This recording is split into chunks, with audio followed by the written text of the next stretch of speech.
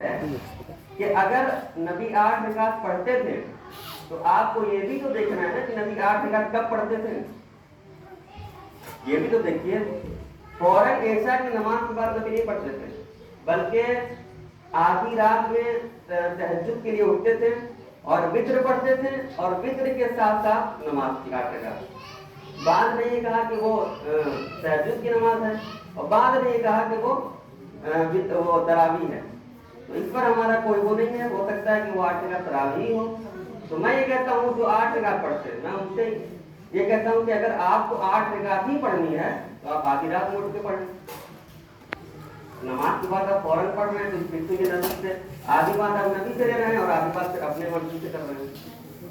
تو یہ مسئلہ ہے. اور اس کے بعد جو 20 رکعت ہے وہ حضرت عمر فاروق کے زمانے سے ہے کہ حضرت عمر فاروق دیکھیں, ان کا دور چل رہا تھا حضرت فاروق کا. وہ دیکھیں کہ کچھ صحابہ کرام ادھر نماز پڑھ رہے ہیں, کچھ ادھر پڑھ رہے ہیں, تو سب کو اکٹھا کر کر, سارے صحابہ کرام کو اکٹھا کر کر انہوں نے تراویح کو جماعت سے کر دیا. یہ حضرت عمر کے دور سے ہے اور صحابہ کرام موجود ہیں. میں کہتا ہوں کہ اگر یا تو آپ جان رہے ہیں صحابہ کرام سے زیادہ, یا پھر صحابہ کرام کم جان رہے ہیں ہم سے جو 8 رکعت پڑھتے ہیں. حضرت عمر نے نبی کا دور دیکھا, نبی کے ساتھ رہے. اس کے بعد حضرت عثمان غنی کا دور آیا, حضرت مولا علی کا دور آیا. کسی دور میں 20 رکعت سے کم تراویح نہیں ہوئی. چاہتے تو حضرت عثمان غنی کم کر سکتے تھے کہ نبی تو 8 ہی رکعت پڑھا کرتے تھے, چاہتے تو مولا علی کم کر سکتے تھے کہ وہ 8 ہی رکعت پڑھا کرتے تھے. لیکن کسی صحابہ کرام نے اس پر توجہ دی ہی نہیں, بلکہ حضرت عمر ہی کے دور میں 20 رکعت تراویح ہو گئی. تو کیا حضرت عمر نہیں جانتے تھے کہ نبی کریم 8 رکعت پڑھا کرتے تھے؟ کیا صحابہ کرام نہیں جانتے تھے کہ نبی کریم 8 رکعت پڑھا کرتے تھے؟ میرا ان تمام لوگوں سے یہ سوال ہے, مجھے بتائیے, آپ پڑھ رہے ہیں 8 رکعت پڑھیے, مجھے کوئی وہ نہیں ہے. آپ کے اگر یہ لگ رہا ہے کہ ہاں نبی 8 رکعت پڑھتے ہیں تو پڑھیے, لیکن میں کہتا ہوں کہ آپ آدھی رات میں اٹھ کر پڑھیے. پہلے کیوں پڑھ لے رہے ہیں؟ نبی تو آدھی رات میں اٹھ کے پڑھا کرتے تھے. اس چیز کا بھی آپ خیال رکھیں. بعض لوگ 8 رکعت ہی پر صرف وہ ہو جاتے ہیں کہ نبی نے 8 رکعت پڑھا, تو اب جو لوگ نہیں جانتے ہیں وہ پڑھ لیتے ہیں 8 رکعت. لیکن میرا یہ کہنا ہے کہ اگر آپ کو 8 رکعت پڑھنا ہے تو آپ پڑھیے, لیکن آپ آدھی رات میں اٹھ کر پڑھیے, تاکہ آپ کی دونوں سنت ادا ہو جائے.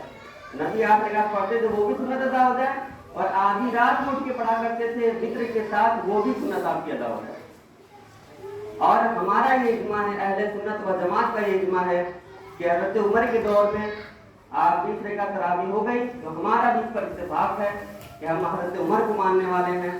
ہم نہ ان سے زیادہ جانتے, نہ ان کے قدموں کے برابر, ان کے قدموں میں جو دھول لگی ہوئی ہے نا ہم اس کے برابر نہیں. تو ہم حضرت عمر کو مانتے ہیں, حضرت عثمان غنی کو مانتے ہیں, حضرت مولا علی کو مانتے ہیں, خلفائے راشدین کو مانتے ہیں. اس لیے ہم ان پر چلیں گے, ان کو دیکھ کر چلیں گے کہ جو حضرت عمر کے دور میں ہوا.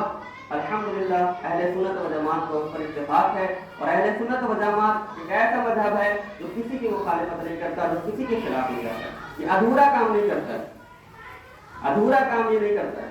اسی لیے اس کو تمام مذہب سے متفق ہونے کے لیے اس کو مسلک اعلی حضرت کا نام دیا گیا ہے. کیونکہ اہل سنت و جماعت میں بہت لوگ شامل ہیں, لیکن وہ اہل سنت و جماعت کے موقف کی مخالفت کرتے ہیں, اس کے تھوڑا سا خلاف کام کرتے ہیں. اس لیے ہم اس کا نام مسلک اعلی حضرت کر دیے ہوئے ہیں کہ آؤ, اگر کسی کو اہل سنت و جماعت پر اتفاق کرنا ہو تو اس کو اپنے مذہب کو, اپنے مسلک اعلی حضرت پر اس کو اتفاق کرنا پڑے گا.